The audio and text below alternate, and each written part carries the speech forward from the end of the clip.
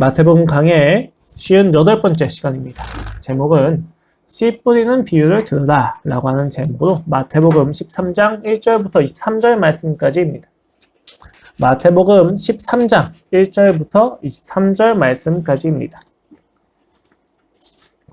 제가 처음부터 쭉 읽고 이제 함께 읽을 부분만 따로 말씀을 드리도록 하겠습니다. 그날 예수께서 집에서 나가사 바닷가에 앉으심에 큰 무리가 그에게로 모여들거늘 예수께서 배에 올라가 앉으시고 온 무리는 해변에 서 있더니 예수께서 비유로 여러 가지를 그들에게 말씀하여 이르시되 씨를 뿌리는 자가 뿌리로 나가서 뿌릴새 더러는 길가에 떨어짐에 새들이 와서 먹어버렸고 더러는 흙이 얕은 돌밭에 떨어짐에 흙이 깊지 아니하므로 곧 싹이 나오나 해가 돋은 후에 타서 뿌리가 없으므로 말랐고 더러는 가시떨기 위에 떨어짐에 가시가 자라서 기운을 막았고 더러는 좋은 땅에 떨어짐에 어떤 것은 100배, 어떤 것은 60배, 어떤 것은 30배의 결실을 하였느니라. 귀 있는 자는 들으라 하시니라. 제자들이 예수께 나와 이르되 어찌하여 그들에게 비유로 말씀하시나이까? 대답하여 이르시되 천국의 비밀을 아는 것이 너희에게는 허락되었으나 그들에게는 아니 되었나니 무릇 있는 자는 받아 넉넉하게 되되 없는 자는 그 있는 것도 빼앗기리라. 그러므로 내가 그들에게 비유로 말하는 것은 그들이 보아도 보지 못하며 들어도 듣지 못하며 깨닫지 못함이니라. 이사야의 예언이 그들에게 이루어졌으니 일렀을 너희가 듣기는 들어도 깨닫지 못할 것이요 보기는 보아도 알지 못하리라. 이 백성들의 마음이 완악하여져서 그 귀는 듣기에 둔하고 눈은 감았으니 이는 눈으로 보고 귀로 듣고 마음으로 깨달아 돌이켜 내게 고침을 받을까 두려워함이라 하였느니라. 그러나 너희 눈은 봄으로 너희 귀는 들음으로 복이 있도다. 내가 진실로 너희에게 이르노니 많은 선지자와 의인이 너희가 보는 것들을 보고 자하여도 보지 못하였고 너희가 듣는 것들을 듣고자 하여도 듣지 못하였느니라. 그런즉 씨 뿌리는 비유를 들으라. 아무나 천국 말씀을 듣고 깨닫지 못할 때는 악한 자가 와서 그 마음에 뿌려진 것을 빼앗나니 이는 곧 길가에 뿌려진 자요. 돌밭에 뿌려졌다는 것은 말씀을 듣고 즉시 기쁨으로 받되 그 속에 뿌리가 없어 잠시 견디다가 말씀으로 말미암아 환난이나 박해가 일어날 때에는 곧 넘어지는 자요. 가시떨기에 뿌려졌다는 것은 말씀을 들으나 세상의 염려와 재물의 유혹에 말씀이 막혀 결신하지 못하는 자요. 좋은 땅에 뿌려졌다는 것은 말씀을 듣고 깨닫는 자니 결실하여 어떤 것은 100배, 어떤 것은 60배, 어떤 것은 30배가 되느니라 하시더라. 함께 16절부터 17절 말씀 함께 보도록 하겠습니다. 함께 읽도록 하겠습니다. 시작. 그러나 너희 눈은 봄으로 너희 귀는 들음으로 복이 있도다. 내가 진실로 너희에게 이르노니 많은 선지자와 의인이 너희가 보는 것들을 보고자 하여도 보지 못하였고 너희가 듣는 것들을 듣고자 하여도 듣지 못하였느니라. 아멘. 예수님의 사역을 통해서 하나님의 나라가 드러나고 있는 중에 있습니다. 그 법이 드러났고 그 법의 권위를 실현시켜 보여주셨습니다. 그리고 이를 따라서 제자들이 파송되어서 그 권위를 누리기도 했습니다. 그러나 나를 중심으로 하고 있는 이 질서, 세상의 질서는 냉담했습니다. 심지어 보다 적극적인 사리로 예수님을 적나라하게 대적하기도 했습니다. 하나님께서 말씀하신 새로운 질서가 너무 달랐기 때문이죠. 그러나 예수님은 그런 그들을 초대하십니다. 하나님을 중심으로 한 질서, 은혜와 사랑의 원리, 나의 자격이 아닌 예수님의 자격으로 살아가는 그 질서로 우리를 초대하십니다. 그곳에만 구원이 있기 때문입니다. 그리고 13장에 들어서 예수님은 이제 세 번째 강화로 천국에 대한 비유를 시작하십니다. 그 내용은 무엇입니까? 그들이 그토록 갈망하면서 반감을 가지고 있는 새로운 질서를 가진 하나님의 나라입니다. 이 하나님의 나라에 대해서 7가지의 비유를 통해서 다시 설명을 해주시는 거죠. 왜 그렇습니까? 옛 질서에 사로잡혀서 그들이 새로운 질서로서의 하나님 나라를 전혀 이해하지 못하기 때문에 예수님은 비유라고 하는 방법을 통해서 그들에게 하나님 나라를 설명해 주시는 겁니다. 그래서 13장 1절부터 52절까지를 범위로 하고 있는데 크게 3가지의 구조로 나누어서 살펴볼 수가 있습니다. 첫 번째는 1절로 23절까지 씨 뿌린 자의 밭의 비유이고 둘째는 24절로 43절까지 3가지의 비유, 가라지 비유, 겨자씨 비유, 누룩의 비유를 한 묶음으로 구성이 되어 있습니다. 그 세 번째는 똑같이 3가지 비유, 밭의 보화 비유, 진주 비유, 그 그물 비유로 또 묶여서 보이고 있습니다. 이 각각은 구약을 근거로 한 비유에 대한 설명과 해석이 그 내용의 끝에서 맺음된다는 것에서 그 공통점이 있고 이렇게 해서 그것을 기준으로 우리가 구조를 나누고 있다는 것을 알 수가 있습니다. 그리고 오늘 본문은 1절로 23절로 씨 뿌리는 자와 밭의 비유가 주요 내용입니다. 그러나 이는 하나님에 대하여 비유로 설명하시는 이유와 목적을 고스란히 담고 있는 본문으로 예수님의 세 번째 강화이자 하나님 나라에 대한 설명으로서 서론의 역할을 담당하고 있다는 것을 확인하시면 됩니다. 오늘 본문은 1절로 2절까지는 배경이고 3절로 9절까지는 실제 비유가 제시됩니다. 그리고 그 비유에 대한 해석이 18절로 23절 말씀에서 이루어지고 있죠. 되게 흥미로운 것은 비유를 하자마자 해석을 하시면 되는데 비유를 하자마자 이어지는 것은 10절로 17절 말씀을 통해서 이 비유로 말씀하신 예수님의 목적에 대해서 서술됩니다. 그 서술의 내용이 무엇입니까? 구약이 성취되었다라는 이야기입니다. 이사야서의 6장 말씀이죠. 그러면 오늘 우리가 씨 뿌리는 자와 밭의 비유를 통해서 하나님의 나라를 이해하기 위해서는 먼저 그 비유의 목적과 함께 이해하는 것이 적절합니다. 나아가서는 이것이 곧 이어질 52절까지 이루어지는 6가지 천국 비유 역시도 이 목적 아래에 함의되어 있을 것입니다. 함의되어 있을 것입니다. 그런데 오늘 본문의 비유의 목적과 함께 살펴보는 데 있어서 조금 어려운 부분이 있어요. 왜냐하면 씨 뿌리는 자와 밭의 비유가 가진 의미하고 예수님이 말씀하신 비유의 목적하고는 조금 모순을 일으키는 것처럼 보이기 때문에 충돌처럼 보인다는 것입니다. 자, 보십시오. 씨 뿌리는 자와 밭의 비유를 해석하신 예수님의 말씀을 보면 결국 좋은 땅이란 말씀을 깨닫는 땅입니다. 말씀을 깨닫는 마음입니다. 따라서 그가 이 비유를 통해서 하시는 말씀은 1차적으로 말씀을 듣고 잘 깨달아라 라고 하는 것을 이해되기가 쉽습니다. 그런데 비유의 목적은 무엇입니까? 듣고자 해도 듣지 못하고 보고자 해도 보지 못하게 하기 위함이다 라고 이야기하십니다. 천국의 비밀을 아는 것이 너에게는 너에게는 허락되었으나 그들에게는 아니 되었나니 라고 하면서 제자들하고 무리를 다시 구별시키십니다. 뭔가 안 맞지 않습니까? 이러한 모순점을 인식하고 해결하지 못한다면 우리는 이 예수님이 말씀하신 비유 자체에만 함몰되어서 이 비유를 통해서 내가 좋은 밭이 되어야지 라고 의지를 다지게 됩니다. 그러나 예수님의 의도는 거기랑 조금 멀게 느껴진다. 왜냐하면 첫 번째는 오늘 본문에 기록된 비유는 좋은 밭의 비유가 아니라 씨 뿌리는 비유라고 예수님께서 직접 스스로 이야기를 하십니다. 말씀을 듣는 자세에 대한 권면이 아니라 천국 비밀에 대해서 하나님 나라의 원리에 대해서 가르치는 내용이라는 거예요. 내가 좋은 밭이 되어야 된단다 라고 이해하시는 게 아니라는 것입니다. 두 번째 근거는 구조적으로 본문의 강조는 서론으로서 비유의 목적을 중심에 두고 해석하는 것이 조금 더 자연스럽다는 거예요. 우리가 생각할 땐 비유가 나오고 그 비유에 대한 해석이 바로 나와야 되는데 이 중간에 비유의 목적을 삽입시켜 놨습니다. 이것은 이러한 구조를 통해서 이 모든 비유가 이 비유의 목적을 중심으로 두고 해석을 해야 된다고 하는 강조법이죠. 그러면 우리는 오늘 설교를 비유의 목적이 가진 의미에 대한 이해 아래에서 씨 뿌리는 비유가 무엇을 의미하는지에 대해서 아는 것으로서 이어질 것입니다. 자, 보시면 배경을 보시면 간단해요. 그날이라고 하는 말과 함께 화면이 전환됩니다. 시간적인 순서는 아니고 앞서서 지금까지 이어져 왔던 논리적인 순서에서 이제 화면이 전환되는 것이죠. 그 예수님께서는 아마 가버나움에 있는 베드로의 장모님 집에서 거하시다가 바닷가에 나오신 걸로 보입니다. 무리가 굉장히 많이 모였습니다. 예수님에게. 그리고 예수님께서 그들을 보시고 배에 오르셔서 앉으신 다음에 무리들은 해변에 서서 예수님의 말씀에 귀를 기울이는 중입니다. 그 예수님은 한 가지 비유를 들어서 이제 이야기하기 시작합니다. 너무 잘 아시는 비유죠. 씨 뿌리는 자가 나와서 씨를 뿌렸는데 4가지 종류의 밭이 있습니다. 각각은 길가, 돌밭, 가시떨기, 그리고 좋은 밭입니다. 길가에 떨어지니까 새가 먹고 돌밭에 떨어지니까 싹은 나지만 뿌리를 내지 못합니다. 그래서 말라 죽게 되죠. 그 가시밭에는 뿌리가 내려도 주변 가시가 너무 자라서 햇빛을 막았기 때문에 자라지 못하는 모습을 우리가 보게 됩니다. 그런데 좋은 밭에 떨어진 씨앗은 100배, 60배, 30배의 결실을 맺는다고 비유가 되어지고 있습니다. 이 비유의 내용에 대해서 예수님은 10절에서 천국의 비밀이라고 말씀을 하셨고 또 19절에서는 그 씨앗이 천국 말씀이라고 또 이야기를 하십니다. 그리고 그 밭이란 듣는 자의 마음 상태를 의미하는 것처럼 여겨집니다. 길가에 뿌려진 것은 죄의 마음을 빼앗겨서 말씀을 깨닫지 못하는 자를 의미하고 돌밭은 말씀을 기뻐하지만 뿌리가 없어서 시련에 의해 그 기쁨이 사라지는 것을 의미합니다.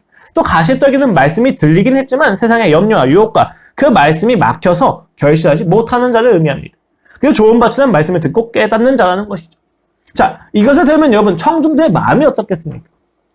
이것을 예수님의 입으로부터 듣고 있는 청중들의 마음은 어떤 마음이고 어떤 반응이 나올 수밖에 없었을까요?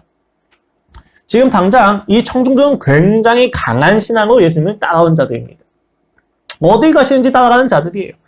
그들은 스스로 이것을 들으면서 어떤 누구도 자신이 길가, 돌밭, 가시덤불이라고 생각하지 않습니다. 혹은 그렇게 되고 싶어 하지도 않을 것입니다. 그들에게 예수님은 정치적인 메시아였고 당대의 혁명이 그러하듯 당시 무장 봉기를 예수님께서 일으키실 것에 대해서 준비하고 있었을지도 모릅니다. 그러나 그 무장 봉기를 감수할 정도로 그들은 예수님을 따라오고 있었다는 것입니다. 그들이 예수님을 믿고 따라가는 마음은 결코 우리가 생각하는 것처럼 약하지 않았습니다. 그런 예수님께서 비유로 말씀을 잘 듣고 깨닫는 좋은 밭에 대해서 이야기를 하십니다. 두려움과 염려 그리고 세상 유혹에 흔들린다면 열매 맺지 못한다고 이야기하십니다. 그럼 이것을 듣고 있는 청중들은 당연히 자신들이 스스로 좋은 밭이 되기 위하여 이 비유에 대해서 깨닫기 위하여 골머리를 싸매고 있었을 거예요.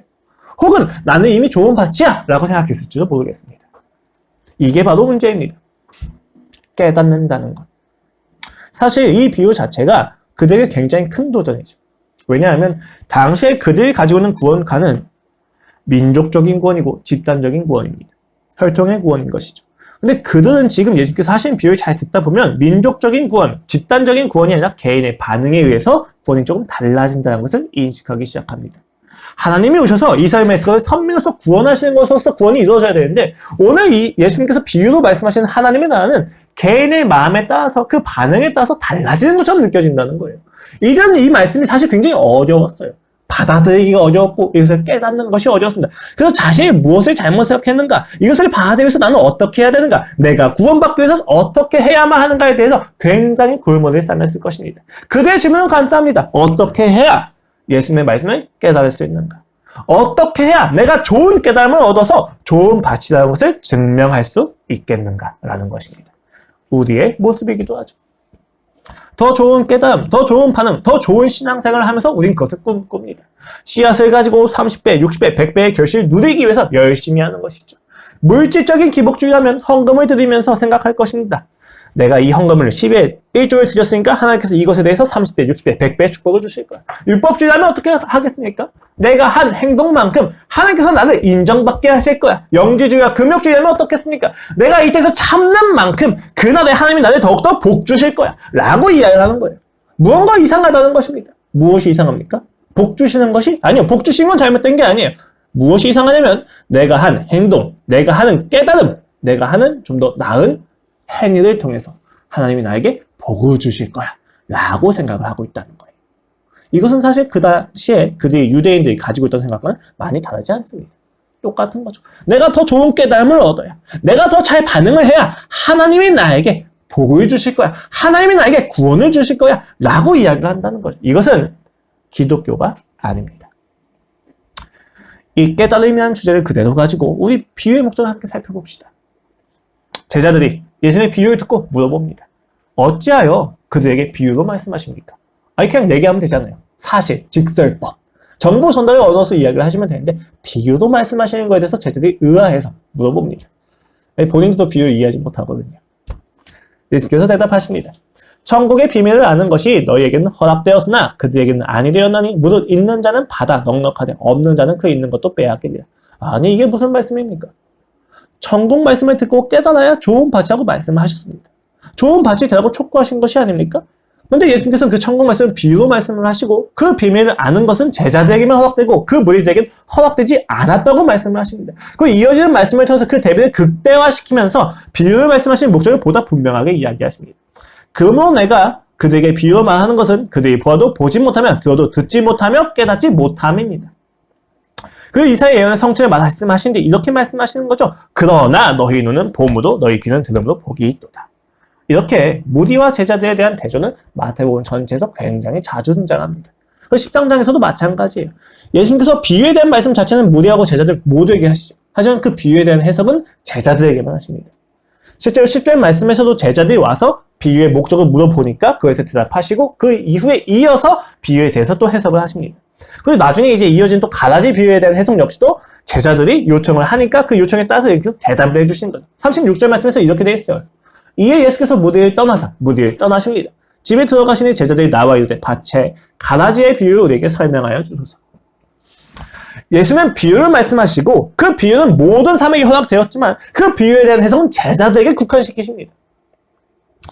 이렇게 제자들과 무리를 대비시켜서 나타난 것을 통해서 우리는 비유의 두 가지의 기능을 이해하게 되는 거예요. 여러분 비유 자체가 무엇이에요? 원래 기본적으로는 전달 내용을 보다 쉽게 이해할 수 있도록 도와주는 방법인 거죠. 제가 저희 아내를 보고 우리 아내는 이쁘다 라고 이야기합니다. 그렇죠? 근데 우리 아내는 이쁘다고 해서 얼만큼 이쁘다는 거지? 어떤 점이 이쁘다는 거지? 이런 거에 대해서 이해를 못하니까 비유로 좀 더 이야기를 하는 거죠. 우리 아내는 꽃처럼 이쁘다. 우리 아내가 꽃처럼 이쁘다 라는 것을 듣고 이 사람이 나한테 이쁘다고 하는 표현에 있어서 진의에 대해서 조금 더 쉽게 이해할 수 있다는 거예요. 물론 굉장히 많은 해석의 난제가 있기 때문에 그게 할미꽃인지 장미꽃인지 호박꽃인지 굉장히 다양한 생각을 할 수는 있겠지만 꽃처럼 이쁘다고 하는 것을 통해서 나의 외모가 이쁘다 라는 등 그 사람의 진위에 대해서 파악을 할 수 있는 단초들을 많이 얻게 됩니다. 즉 기본적으로 비유라는 것은 전달 내용을 보다 쉽게 이해할 수 있도록 도와주는 방법이에요. 그런데 예수님께서 비유를 통해서 전달하시는 의도는 조금 달라요. 두 가지라고 말씀드렸습니다. 첫 번째는 천국의 비밀을 감추시는 겁니다. 무리들은 그 비유를 듣는 것은 오히려 더 천국의 비밀에서 멀어집니다. 더 알지 못하게 됩니다. 더 깨닫지 못하는 것이 증명이 된다는 것이에요. 두 번째는 천국의 비밀이 드러난다는 것입니다. 제자들의 경우는 그 비유를 들으면서 복되다는 것이 깨달아진다는 거죠. 무리들에게는 감추어지고 제자들에게는 드러나는 것, 이것이 예수님께서 천국을 비유로 말씀하시는 목적이라는 겁니다. 그러면 굳이 누군가는 깨닫게 하시고 누군가는 깨닫지 못하게 하시는 이유는 무엇입니까? 이거에 대한 대답이 여러분 단순히 제자들이 잘나서가 아니라는 것은 알고 계실 거예요. 제가 계속 반복해서 말씀드리지만 마태복음에서 제자하고 무리를 나누어서 이야기하는 것은 결국 우리와 그 제자와 무리가 모두 같다는 것에 대해서 이야기하기 위한 강조라고도 말씀을 드렸습니다. 또 혹은 그래서 마태복음에서는 제자들 이방인과 비교하면서 이방이 더 축혀 세워주는 모습을 자주 등장한다라는 건 역시도 말씀을 드렸어요. 제자라고 하는 지위 자체가 특별하다는 게 아니에요. 그런데 가끔 마태복음에서는 제자에 대해서 긍정적으로 표현하는 경우가 있어요. 저희가 저번주에 봤던 말씀도 마찬가지죠. 가족들하고 제자들이 있었는데 예수께서 제자들을 오히려 가족처럼 여기시잖아요. 이렇게 긍정적으로 여기실 때는 제자에 대해서 상징하는 바가 있는데 그것이 무엇이냐? 은혜의 원리로 묶여진 신자. 은혜의 원리로만 구원받을 수 있는 것에 대해서 이야기할 때는 제자들에 대해서 긍정적으로 이야기한다는 거예요. 무슨 이야기냐? 제자나 무리랑 똑같은 죄인이에요. 그런데 구원받는 건 누구냐? 제자라고 이야기하신다. 왜 그렇습니까? 제자는 하나님의 은혜로만 구원받는 것을 나타내주는 상징이기 때문에. 지금 이 제자들이 잘났다는 이야기가 아니에요. 제자들에 대해서 이야기하시는 것은 그들이 하나님과의 관계가 맺혀져 있다. 그리고 그 관계로 인해서 믿음을 가지고 구원받은 자라는 것을 이야기하기 위한 상징으로서 지금 제자들이 제시되고 있다는 겁니다. 자, 이때 비유라고 하는 것은 감추어질 수밖에 없어요. 왜요? 은혜의 원리를 기준으로 하고 있지 않는다면 어떤 누구도 하나님 나라를 알아볼 수 없기 때문에. 지금 무리들이 그리고 제자들이 이 비유를 이해하지 못하는 것은 너무 간단합니다. 왜요? 그들의 질서가 하나님의 기준하고는 좀 다르기 때문에. 세상과 그리고 양육 강식이라고 하는 그 원리 속에 있기 때문에 하나님 나라, 은혜하고 자비, 사랑의 원리인 하나님 나라를 이해할 수 없는 건 너무 당연한 거죠. 그 드러내고 있어요. 무엇을 드러냅니까? 하나님 나라를 알고 누리기 위해서는 오로지 은혜의 원리에서만 알 수 있다는 것에 대해서 비유가 드러내고 있는 거죠. 자, 이것을 통해서 가장 선명하게 드러나고 가장 선명하게 감춰진 것이 무엇이냐라고 했을 때 굉장히 간단합니다. 결국 이들은 이 비유를 통해서 자신들이 좋은 밭이 아니라고 하는 것이 드러납니다. 이 비유를 듣고 이해하지 못하는 것을 통해서 천국이 감추어지는 것을 통해서 드러나는 것이 무엇입니까? 그들은 이 천국을 이해할 수 없는 존재라는 그 본성이 드러나게 된다는 것입니다. 조금 더 정확히 이야기해 볼까요? 사실 그가 감추시고 그가 드러내는 것이 아니시죠. 이 비유를 통해서 자연스럽게 구별되는 거죠.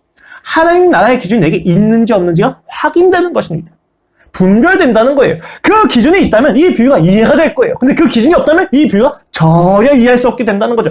예수님은 오늘 이 비유를 통해서 우리가 모두 그 기준이 없었다는 것에 대해서 노출시키시는 거예요. 물론 51절 말씀을 보시면 제자들이 자신들이 이 비유를 모두 깨달았다고 확신합니다. 이 모든 것을 깨달았느냐 하시니 대답하되 그러하오이다. 거짓말이죠. 여러분 정말 그들이 깨달았다면 십자가 앞에서 그들은 도망가지 않았을 것입니다. 감춰진 보화를 위해서 자신의 전 재산을 팔았던 자들의 행위와 제자들은 너무 명백하게 다른 것을 보여주죠. 자신이 길가인 것처럼 예수님을 죽이는 군인에 의해서 천국에 대한 사모함이 사라졌습니다. 자신이 돌봐신 것처럼 십자가가 나타나는 환난과 박해에서 그들은 절망하고 천국을 맛보지 못했습니다. 피지 못했고 뿌리를 내지 못했어요. 자신들이 가시덤불인 것처럼 세상의 염려와 재물의 유혹이 보다 가치 있게 느껴지기 시작해서 그들은 천국을 잊어버렸습니다. 이 비유를 깨닫다고 누가 자부할 수 있겠습니까? 당시 마태 공동체가 이것을 들으면서 나는 비유를 깨닫는 좋은 밭이야 라고 누가 이야기할 수 있었겠어요? 이 비유를 통한 정죄에서는 어느 누구도 벗어날 수가 없다는 것입니다. 이것을 마태는 이사야서의 성취를 가지고 다시 한번 확인시켜줍니다. 6장 14절 말씀입니다. 이사야의 예언이 그들에게 이루어졌으니 일렀을 때 너희가 듣기는 들어도 깨닫지 못할 것이요 보기는 보아도 알지 못하리라. 이 백성들의 마음이 완악하여져서 그 귀는 듣기에 둔하고 눈은 감았으니 이는 눈으로 보고 귀로 듣고 마음으로 깨달아 돌이켜 내게 고침을 받을까 두려워함이라 하였나이다. 인용된 본문은 이사야서 6장 말씀입니다. 이사야가 하나님으로부터 소명을 받는 장면에 이어지는 하나님의 말씀이에요. 무슨 이야기냐면 이사야가 해야 될 사명이 이거다라고 이야기하는 거예요. 우시야 왕이 죽던 그때 이사야가 환상 중에 거룩하신 하나님의 성전을 앞에 서고 그 거룩함 앞에서 자신의 입술이 부정하다 이야기합니다. 그래서 하나님께서 그 천사를 보내시어 수출되시어서 그 입술을 정결하게 하신다. 이제 그의 입술은 정결한 하나님의 말씀을 이야기할 준비가 되었습니다. 그리고 나서 하나님이 이야기하시는 거예요. 누가 내가 또 주의 목소리를 들으니 주께서 이르시되 내가 누구를 보내면 누가 우리를 위하여 갈고 하시니 그때 내가 이르되 내가 여기 있나이다. 나를 보내소서 하였더니 소명을 받았고 사명을 받는 장면입니다. 이사야가 가겠다고 외치자 하나님은 그 소명의 내용, 그가 나가서 해야 될 사명의 내용을 이와 같이 이야기하시는 거예요. 여호와께서 이르시되 가서 이 백성에게 이르기를 너희가 듣기는 들어도 깨닫지 못할 것이요 보기는 보아도 알지 못하리라 하여 이 백성의 마음을 둔하게 하여 그들의 귀가 막히고 그들의 눈이 감기게 하라. 염려하건대 그들이 눈으로 보고 귀로 듣고 마음으로 깨닫고 다시 돌아 고침을 받을까 하노라 하시기로. 굉장히 놀라운 거죠. 지금 하나님께서 이사야에게 맡기신 사명의 내용이 무엇입니까? 그들로 돌이키게 하라. 그들이 회개하게 하라가 아니에요. 무엇입니까? 그들로 하여금 더욱 귀가 막히게 하고 그 눈이 더욱 감기게 하라는 것입니다. 그러자 이사가 묻습니다. 주여 내가 이르되 주여 어느 때까지입니까? 언제까지 그대의 눈이 감겨야만 합니까? 언제까지 그대의 귀들이 막혀야만 합니까? 주님 이라고 하자 하나님의 대답이 두렵습니다. 주께서 대답하시되 성읍들은 황폐하여 주민이 없으며 가옥들에는 사람이 없고 이 토지는 황폐하게 되며 여호와께서 사람들을 멀리 옮기셔서 이 땅 가운데 황폐한 곳이 많을 때까지니이다. 황폐하게 되어야 된다. 이 이스라엘 백성이 끝까지 포로로 끌려가서 이 땅 가운데 황폐한 곳이 굉장히 많을 때까지 이들이 그 눈과 귀가 막혀야 된다고 이야기하는 거예요. 하나님의 진리를 선포하여 그 심판을 피할 수 없게 하는 것, 그것이 이사야의 소명이었습니다. 굉장히 두려운 소명이죠. 그 눈을 가리고 그 귀를 가리라는 것이에요. 거짓을 말하는 것이 아닙니다. 진리를 말하는 것을 통해서 그들이 그 죄를 핑계치 못하게 하는 것입니다. 오늘 예수님이 인용하시는 부분이 바로 그 부분입니다. 비유의 목적이 무엇입니까? 그들의 죄를 드러내어서 그들로 심판을 피하지 못하게 하신다는 것입니다. 어느 누구도 하나님의 공의 앞에서 자신의 죄를 변명치 못하게 하신다는 것입니다. 그때까지 반드시 눈이 감겨지고 귀가 닫혀야만 하는 거예요. 왜 그렇습니까? 그들의 기준이 은혜와 사랑의 원리가 아니라는 것이 명확하게 보여주어야만 하기 때문입니다. 우리가 어떤 존재인지, 우리가 얼마나 비참한 죄인인지 예수님께서 보여주셔야만 한다는 것입니다. 이 비유를 듣고 보다 잘 깨닫기 위해 노력하고 따라다닙니다. 그 비유를 듣고 깨닫기 위해서 노력하고 따라다니는 만큼 그는 십자가 앞에서 자신들이 얼마나 죄인인지를 깨닫게 됩니다. 심판을 피할 수 없다는 것을 깨닫게 됩니다. 나는 좋은 밭이 아니라는 것을 깨닫게 된다는 것입니다. 우리도 마찬가지입니다.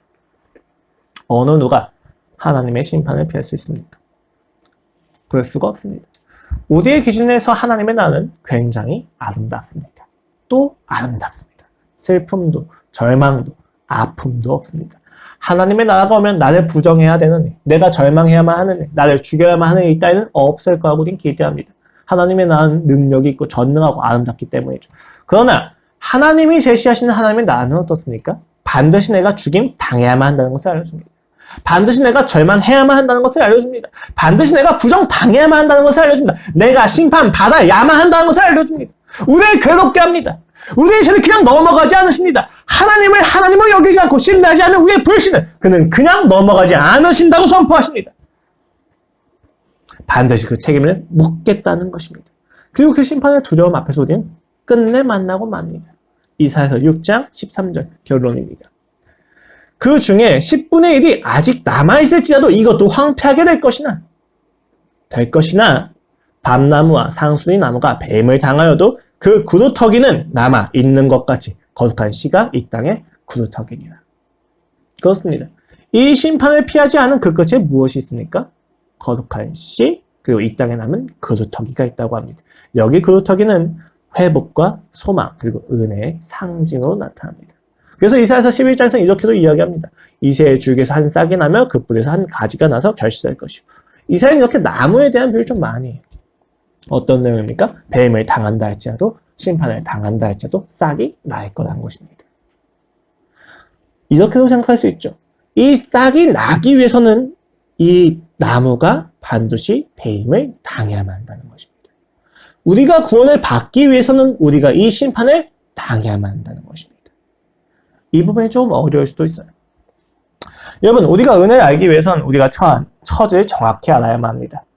하나님의 은혜를 무시하고 적대하고 나의 힘으로 나의 질서로 구원을 성취하려고 했던 이 질서에서 하나님이 중심된 은혜의 질서로 넘어가기 위해서는 우리에게 필요한 것이 바로 이 직면이에요. 내가 얼만큼 죄인인지, 내가 얼만큼 비참한지, 이 죄에 대한 결과가 얼마나 두려운지에 대해서 직면을 해야만 합니다. 이 직면이 없다면 우리가 하나님의 나라를 받는다 할지라도, 그 은혜의 나라 초대를 받는다 할지라도 우리는 그 은혜의 나라를 쓰레기 취급할 거예요. 이것이 분명합니다. 우리가 하나님의 나라를 얻어도 우리는 여전히 우리의 방법과 질서를 고수할 것이기 때문에, 그 방법과 질서가 내게 끊임없이 죽음을 주는데도 불구하고 우리가 죄인인 것을 알지 못한다면, 우리의 방법과 우리의 질서가 얼마나 나를 끊임없이 죽음으로 이끌어가는지 알지 못한다면 우리는 우리의 방법과 질서를 포기할 생각이 없다는 것입니다. 그렇기 때문에 하나님은 우리의 그 죄의 결과를 반드시 알게 하셔야만 하는 거예요. 그 죽음의 실체에 소스라치게 놀라며 떨 때 우리는 비로소 알게 됩니다.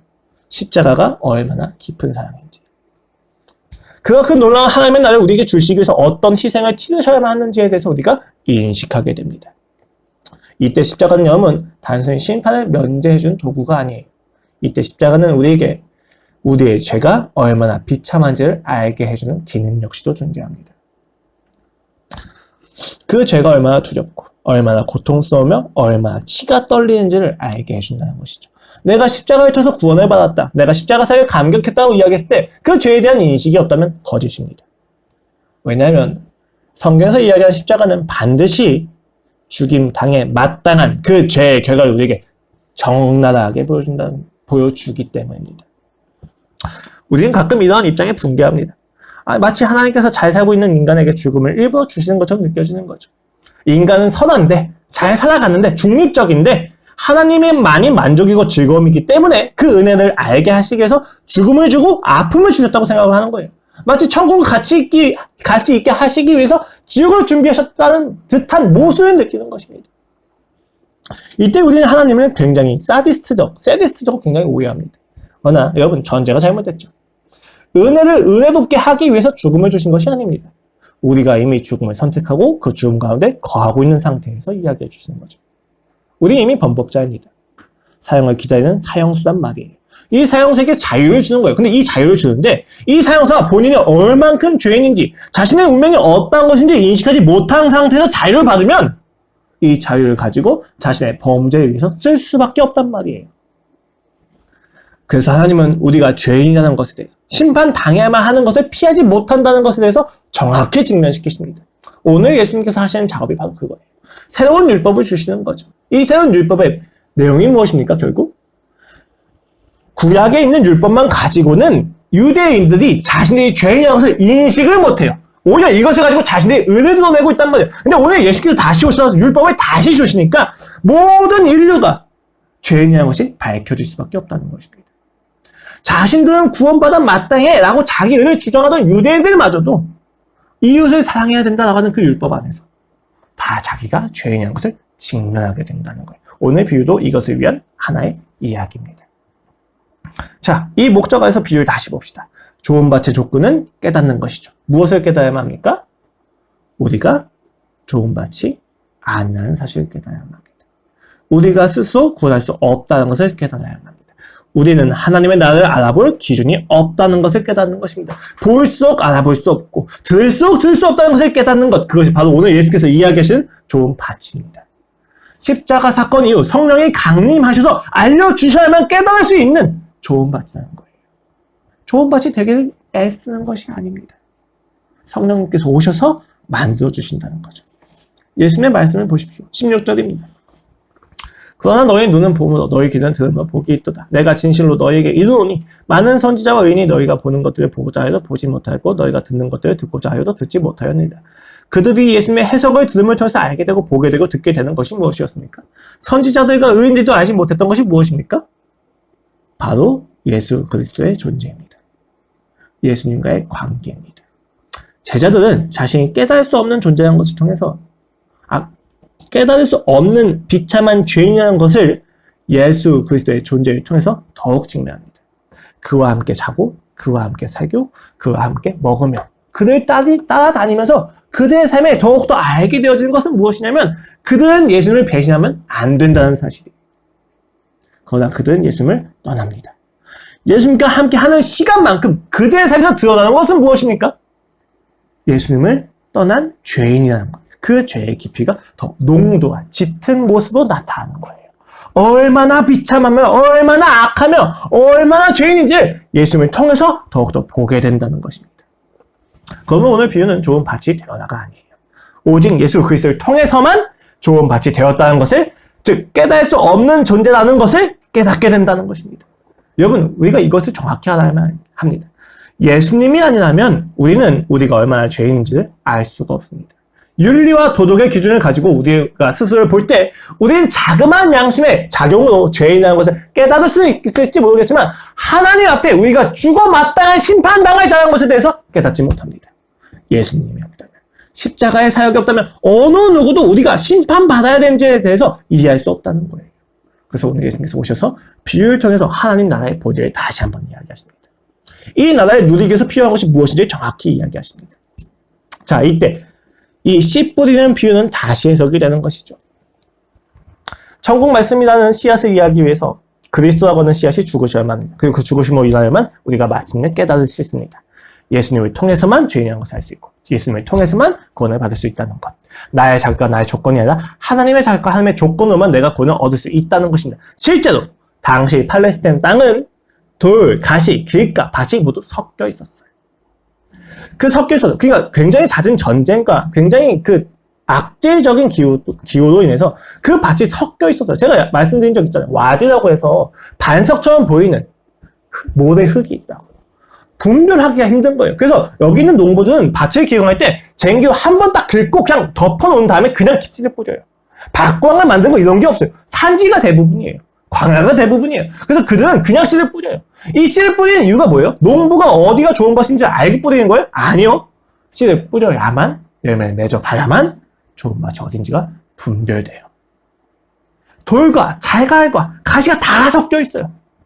그래서 씨를 뿌릴 때 좋은 밭을 알아보고 뿌리는 게 아니에요. 만약 좋은 밭을 알아보고 뿌리는 거라면 오늘 비유를 통해서 우리는 생각할 수 있겠죠. 그래, 예수님께서 씨를 뿌릴 수 있는 좋은 밭이 되자라고 이야기할지 모르겠어요. 근데 그 땅에, 그 땅은 다 섞여 있어요.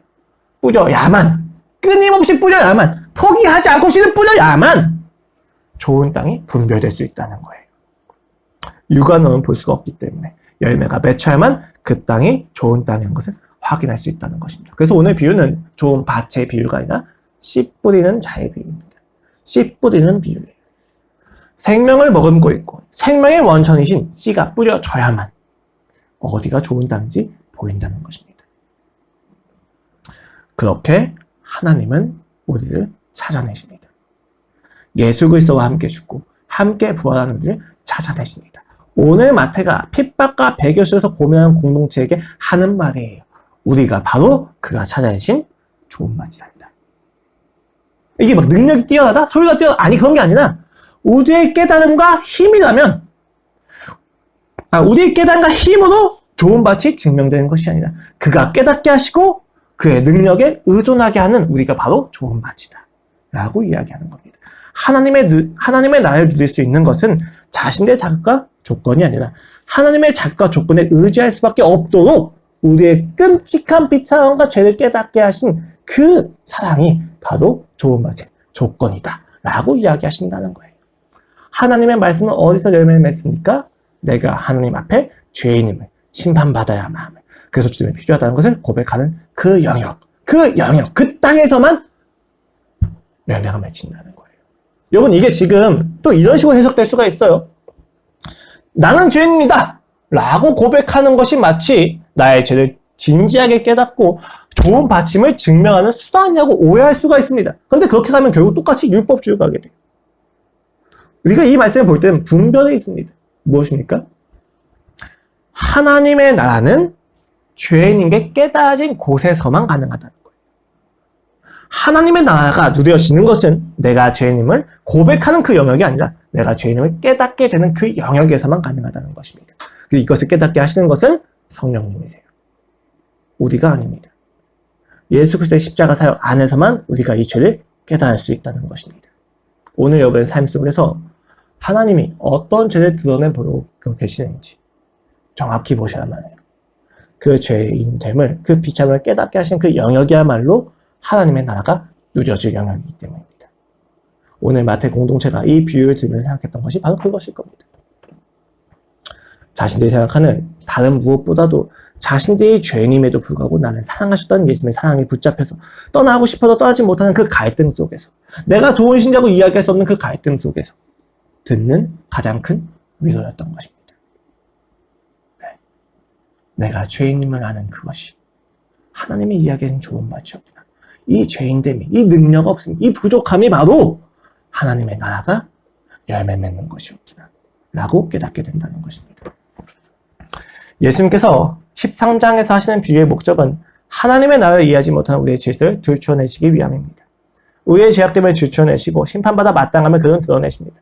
이 비유의 목적 안에서 10분의 비유는 그 의미를 달리합니다. 좋은 열매를 맺어라. 좋은 밭이 되라는 말씀이 아니에요. 이 비유는 하나님의 나라는 자신이 좋은 밭이 아니한 것을 깨닫는 것, 나의 죄를 깨닫는 것에서 시작한다는 것을 이야기해 줍니다. 이러한 비유를 통해서 마태 공동체와 오늘날 신자인 우리는 절망과 고통 그리고 심판에 대한 두려움 속에서 오히려 소망을 발견할 수 있게 됩니다. 매일 연속되는 절망 속에서 우리가 무엇을 발견합니까? 끊임없이 하나님이 아닌 다른 것을 우상 삼고 살아가는 나 자신을 발견하면서 우리가 무엇을 발견합니까? 옳음을 알면서도 옳게 살지 못하는 나의 무능력함과 비참함을 통해서 우리는 무엇을 깨닫게 됩니까? 하나님의 나라는 내 능력과 조건이 아니라 하나님을 통해서만, 예수님을 통해서만 이루어지는 거구나. 바로 그것이 하나님의 나라가 누려질 것입니다. 바로 그것이 예수 그리스도의 십자가가 가장 영광스럽게 빛나는 것이기 때문입니다. 우리가 눈물로 감격하는 것, 기쁨으로 환호할 것이 어딥니까? 내 죄가 드러나고, 단순히 죄가 드러나는 것에서 끝나면 안 돼요. 내 죄가 드러나고 그 죄를 이기신 예수 그리스도의 전능하심이 보이는 바로 그것입니다. 나의 힘이 아니라 그의 힘이 승리하시는 곳, 그가 나를 사랑하시는 곳이란 거예요. 여러분, 신자가 자기 정체성을 확인한다는 것은 굉장히 재밌어요. 그 기준이 무엇입니까? 나의 잘남, 나의 능력, 나의 소유가 기준이 아니에요. 내가 능력이 잘나서, 내가 소유가 많아서, 내가 잘나서 확인되어지는 게 아니에요. 그게 기준이 아니란 말이에요. 내가 하나님의 자녀가 맞는지를 알기 위해서는 세상의 기준을 가지고 볼 수가 없다는 거예요. 내가 영어를 잘하는 것인지 확인하기 위해서는 수능시험을 볼 필요가 없다는 거예요. 수능시험은 내가 영어를 잘하는 것에 대한 확인이 아니라 문제풀이 능력이 얼마나 타고난지를 보는 것이기 때문에 기준이 잘못되었다는 거예요. 신자가 자신이 하나님의 자녀인 것을 확진하기 위한 기준이 무엇입니까? 이 기준을 잘못 생각한다면 우리는 수능 성적이 낮아서 영어를 못한다고 착각하는 미국인하고 똑같이 되는 것이죠.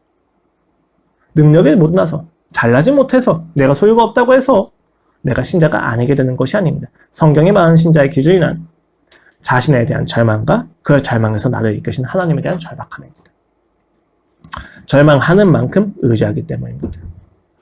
우리가 신자인 것을 어떻게 입증합니까? 우리가 신자인 것을 어떻게 확신합니까? 내가 얼마나 스스로에 대해서 절망하고 있는지, 내가 얼마나 죄인들을 확인하는 곳에서만 가능합니다. 그리고 거기서 하나님을 얼만큼 의지하는지를 보아야만 알 수 있다는 거예요. 그것이 우리의 정체성을 알려주는 기준입니다. 얼만큼 절망하고 계십니까? 또 얼만큼 그 절망 속에서 하나님을 의지할 수 있다는 것에 대해서 기뻐하십니까? 얼마 전 회사가 폐업했습니다. 급여는 밀린 상태고 퇴직금은 받기 어려워 보입니다. 빚은 남아있고 대학원 진학을 위해서 등록금과 입학금도 필요한 실정입니다. 지금껏 그럼에도 불구하고 미뤄왔던 대학원에 대해서 하나님께서 가도록 마음을 주시고 부르십니다. 가야 됩니다. 근데 저번 주 화요일날 저희 아내가 산부인과에서 자궁경부 무력증을 진단받았습니다. 조산의 위험이 굉장히 높은 거예요. 그래서 다니던 회사를 일주일 앞당겨서 저번 주 금요일날 이틀 전이죠? 이틀 전 회사를 퇴사했습니다. 저와 아내 둘 모두 예기치 않은 퇴사를 당면하게 된 것이죠. 집에 돌아와서 아내가 웁니다. 아내가 우니까 제가 아무 말도 없이 그냥 옆에 가서 같이 누워서 괜찮아 라고 이야기했습니다. 저는 아내가 아이가 걱정돼서 우는 줄 알았습니다. 그런데 아내가 다 울고 나서 이야기하는데 아이가 걱정되는 게 아니라 이 가정을 어떻게 책임져야 될까? 일주일 빨리 그만둬서 그만큼 돈이 까이는데 그렇다면 이 가정을 어떻게 이끌어가야 할까에 대해서 걱정하면서 옵니다. 좀 충격이었어요. 내가 혼자 책임진다고 생각했는데 결국 저의 인생과 저의 선택에 따라서 저희 아내도 그 책임감을 같이 가질 수밖에 없다는 거죠. 이것 때문에 결혼하기 싫었어요. 마침 아내가 없는데 내가 혼자 힘들고 내가 혼자 안 먹고 내가 혼자 가난하게 사는 건 괜찮은데 나와 같이 묶여진 가족도 함께 못 먹고 못 살고 못 입는 건 너무 힘들다라고 생각했기 때문에. 그런데 아내가 그렇게 울면서 할 때 제 마음에 굉장히 큰 평안과 위로가 왔습니다. 혼자 살려고 혼자 책임지려고 하는 인생 속에서 하나님이 같이 살고 같이 책임지는 방법을 알게 하시는구나. 내가 교만했구나. 그래, 이게 하나님의 은혜가 맞지 하면서 같이 울면서 기도했습니다. 이 시기를 겪으면서 저희가 깨닫는 것이 무엇입니까? 우리는 우리 인생을 책임질 수 없다는 고백입니다. 하나님을 따라가는 인생에 있어서 우리는 하나님 이 신앙을 책임질 수 없습니다. 하나님 우리는 우리 인생 역시도 책임질 수가 없습니다. 주여 우리가 책임질 수 없다고 하는 이 비참함 속에서 하나님이 알게 하시는 것이 무엇입니까? 내가 책임질 수 없다는 것을 깨닫게 하심으로써 하나님만이 책임자가 되시겠다고 하는 선포입니다. 이것이 우리의 마음의 평안입니다. 이렇게 마음을 굳게 하니까 상황이 풀립니까? 안 풀립니까? 안 풀려요. 상황 더 안 풀립니다. 거기다가 굉장히 많은 유혹이 더 엎쳐옵니다. 굉장히 우습게도 저희가 마음을 굳게 하고 결정을 하니까 정말로 대학원 가는 것을 포기하지 말자. 이제 가야 된다. 이게 하나님의 음성이다고 분별을 하니까 오히려 유혹이 더 엎쳐옵니다. 5군데 정도에서 일하자고 제의가 옵니다. 조건이 조금 나쁜 것도 있고 조건이 좀 좋은 것도 있고 선택을 해서 제가 아무 데나 가서 일을 할 수 있는 굉장히 좋은 조건이 주어집니다. 혼란스러운 거죠. 근데 이 혼란 속에서 제가 유혹에 넘어가지 않는 이유가 무엇입니까? 내가 내 인생을 책임질 수 없다는 것입니다. 내가 얼마나 큰 죄인지를 알기 때문입니다. 내가 잠깐 가서 거기서 일을 한다 할지라도 우리의 가족을 제가 책임질 수 없습니다. 하나님은 지금 저희 가정에서 야 너희는 일하면 안 돼 라고 이야기를 하시는 게 아니에요. 하나님은 이 과정을 통해서 우리한테 알게 하시는 것이 무엇입니까? 영로가 네가 어디까지 책임질 수 있니? 영로가 네가 얼만큼 열심히 할 수 있니? 너는 책임질 수 없단다. 이걸 확인시켜 주시는 거예요. 그 절망이 가득한 곳에서 비로소 우리는 하나님을 붙잡습니다. 이게 마치 고통과 고난만 가득한 신앙의 길, 두려움이 가득한 신앙의 길이라고 생각하지 마십시오. 이 절망 가운데서 나를 찾아오신 하나님은 위대하시고 전능하시며 즐겁습니다. 주님, 이게 맞습니다. 내가 절망해야만 주님을 인격적으로 선택할 수 있거든요. 주께서 나를 이끌어가실 것은 분명하지만 이 절망과 고통이 있어야만 그 따라감에 내가 참여할 수 있는 거군요. 주님, 감사합니다. 이 과정을 통해서 하나님의 영광됨이 더욱더 드러날 것을 저는 확신합니다. 믿음이에요. 하나님께서 저에게 역사하신 것을 보았고 그 역사에 대해서 제가 믿음을 가지게 됐습니다. 반응이니까요. 당장 무언가 돈이 해결되었다? 당장 뭔가 좀 더 믿을 만한 무언가가 있다? 아니요. 그런 건 다 없어집니다. 오히려 유혹은 더 강해지고 갈등은 심해집니다. 그러나 이 가운데서 저는 제가 깨달은 것은 내가 책임지는 게 아니기 때문에 하나님의 음성을 따라 살아가야만 한다는 겁니다.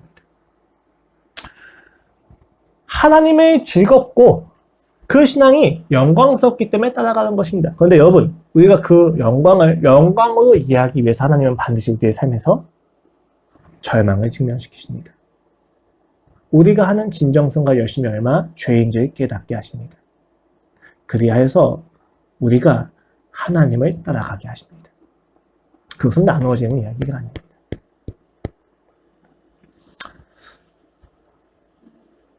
주께서 우리를 절망시키실 때 우리는 확신합니다. 절망하는 만큼 주님을 즐거워할 것을. 여러분 들리십니까? 이 비유의 진리를 깨달은 우리에게 예수님이 하시는 말씀입니다. 그러나 너희 눈은 봄으로 너희 귀는 들음으로 복이 있도다. 여러분의 삶에 죄가 드러나는 것을 복되게 여기십시오. 여러분이 아는 그 죄의 깊이만큼 여러분이 하나님을 즐거워할 것입니다. 만약 그 죄의 깊이를 알지 못한다면 여러분이 하나님을 즐거워하는 것은 거짓입니다. 함께 기도하겠습니다. 하나님 아버지, 오늘도 우리가 함께 예배를 드리게 하시고 말씀을 듣게 하시니 감사합니다. 주님, 이 말씀 가운데서 우리가 참으로 어렵고 참으로 비참한 말씀을 듣습니다. 주여, 내가 죄인입니까? 내 인생을 책임지고 살려고 하는 이 성실함이 죄입니까? 오 주님, 십자가 앞에서 나의 모든 노력과 나의 모든 성실도 죄가 될 수 있음을 봅니다. 주님을 의지하지 않는다면 모두 죄입니다. 주님을 사랑하지 않는다면 모두 죄입니다. 주님, 이 죄를 알게 하시어 주님을 의지하는 즐거움을 알게 하시니 감사합니다. 우리가 더욱 주님을 즐겁게 하기 위하여 우리의 죄를 더욱더 드러내는 복을 주시옵소서. 주여, 내가 좋은 밭이 아니하는 것을 깨달을 때 비로소 우리는 좋은 밭이 될 수 있습니다. 주님의 십자가 앞에서 절망하고 주님의 십자가 앞에서 즐거워하게 하여 주시옵소서. 감사합니다. 주님, 예수 그리스도의 이름으로 기도드렸습니다. 아멘.